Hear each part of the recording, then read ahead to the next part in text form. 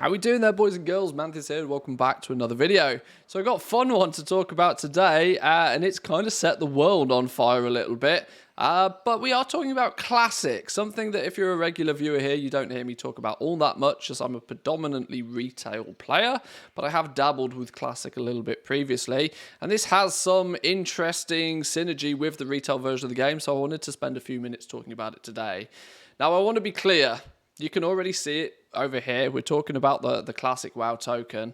I want to be clear. I don't particularly want this to become an argument between whether it should exist or whether it shouldn't exist. The point is it exists. But what I want to do is now look at it from the perspective of, well, what is this going to mean for Classic and what is this going to mean for World of Warcraft players, generally speaking? Now, my audience, you lot, are predominantly interested in the economy and the crafting and the gold making side of the game, but from a retail perspective. So I suspect that at some point, a good percentage of you have tried to do a similar thing over on the Classic servers. The introduction of the token for Classic is not a surprise. I think it was pretty obvious that it was coming. I even believe many moons ago, before they released Wrath of the Lich King, there was even some leaks of the fact that it was coming. So it was implemented into one variation of the game or something. I can't remember the exact ins and outs, but we pretty much knew that the Classic was getting the token. So much so that I wanted to have a little look at it today and see what the implications of this are. Like I said, the world is on fire about this at the moment. If you have a look at the Classic WoW subreddit, it's an absolute clusterfuck of chaos in there right now. Memes all over the place. People, arguing between themselves whether it's sensible to, why should I buy gold from Blizzard, but they're, competing in GDKP runs and dropping 50k on a random piece of gear. You're like, where did you get the gold from? There's a lot of hypocrisy floating around right now, I'm sure. And even the official Classic WoW subreddit, I should point out that I probably misused the word official there. These are community subreddits. These are not actually run by Blizzard. And they've gone as far as removing Rule 4 of the rules, which was Rule 4, which was do not share or encourage the use of exploits, cheats, existing private servers, RTW, etc. Apparently, it's a free-for-all nowadays. They seem to be, the general consensus of the community seems to be that the token is not a good thing, and that it's it's a greedy aspect from Blizzard. There is definitely arguments for and against that topic, but it's interesting to see just how passionate some people are about it for sure. I wanted to have a little bit of a look at it, though. Let's get into the meat and bones of this and see what I wanted to actually talk about. I jumped in game. I wanted to have a little bit of a look at what the situation is with this. I logged into Classic and I loaded a quick character quickly to see this WoW token. Current auction house value of 13,877 gold. And of course, if I want to buy one with my credit card, that's 20 bucks, please. Very, very similar to what we've experienced in retail. There is one significant big difference to the Classic version of the token as there is the retail version of the token.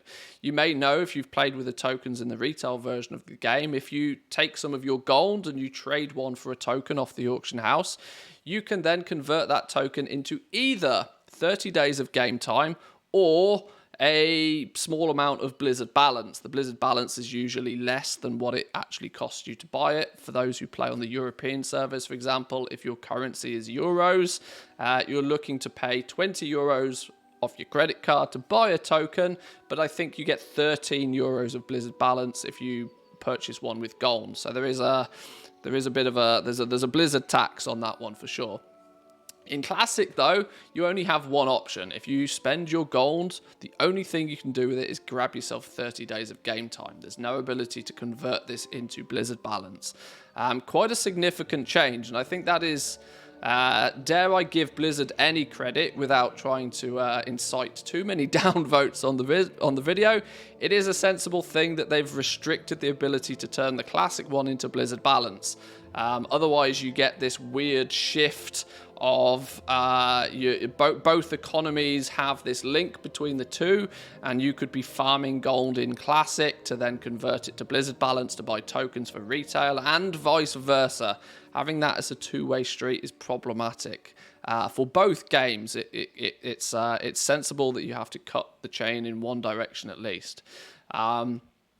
The first thing that sprung to mind for me with this that's interesting more than anything else is it gives those players, may potentially even be you, the opportunity to play either game. You could farm your gold in either game if you are the type of player that likes to farm enough gold to pay for game time to quote unquote play the game for free. Obviously it's not free because you're investing a lot of time in farming the gold, but if that's an activity in the game that you enjoy, whether it be through farming or through crafting or dare I say it, even boosting or GDKP runs, it becomes an option for you. It becomes a very valid option for you. You can spend some time playing one version of the game and see benefits to playing the other version of the game as well. I'm probably going to look at this in a little bit of detail because as it stands at the moment, you can see it costs 13,877 gold in Classic to be able to effectively purchase a month of game time.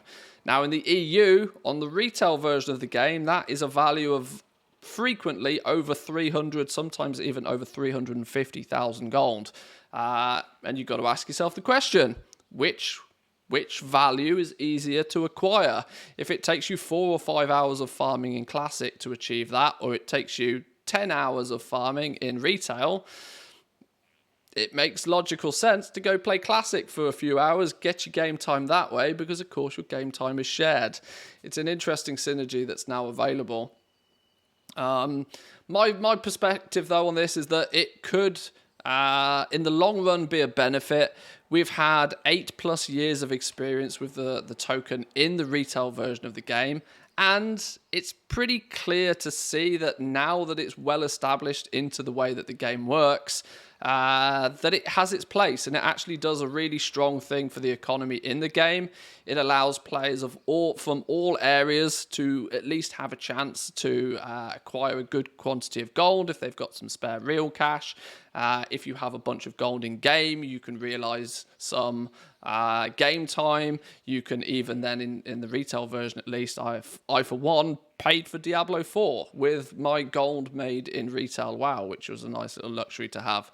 Of course, you can't do that with a Classic. You can only get your game time, but maybe play a little bit of Classic, play with the professions in Classic, get your game time from there, and then any gold that you make in the retail version of the game, you can use for converting into Blizzard Balance to help you with, you know, other things. There is obviously the one-way transaction. If you're sat on a big pile of gold in retail, you can, in theory, take that gold, turn it into tokens in the retail version, cash that in for Blizzard Balance, and then use that very same Blizzard Balance to purchase tokens in Classic. So the gold can flow downwards, but it can't flow back upstream. I think this is I'll let the dust settle on this. I was really putting this video out there just to showcase to the predominantly retail players out there that may not have been too aware of this, that this is now a thing and new options do become available. One of the biggest criticisms of Dragonflight is that the new crafting system is remarkably difficult to get into and it's remarkably difficult to make a profit from, and some people have found that their ways and means of making gold in the retail version of the game have been stripped away from them. We have no mission table anymore. The callings are no longer a thing. You can make a bit of gold by doing your world quests and your dragon riding, etc.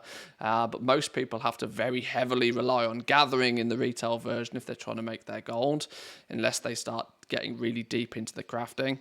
Presents another option. So let me know your thoughts on this in the comment section down below, boys and girls. I'm interested to hear what people have to say on this. Please try not to turn it into it should exist or it shouldn't exist. Let's just put our minds in the perspective of well, it does exist, so let's see what the outcome of this could be for us and see if we can start coming up with some creative options. Who knows? If enough people are interested, I might jump into Classic and do some testing. See just how quick is it. How quickly can you make nearly 14,000 gold compared to how quickly can you make a token in retail? Maybe it's a good test, a good challenge to do. Let me know. But I'll leave it there for today, boys and girls. Thank you all for watching. Hope you enjoyed the video. Give it a like if you did. Consider subscribing if you're new around here. And I'll see you all next time. Peace.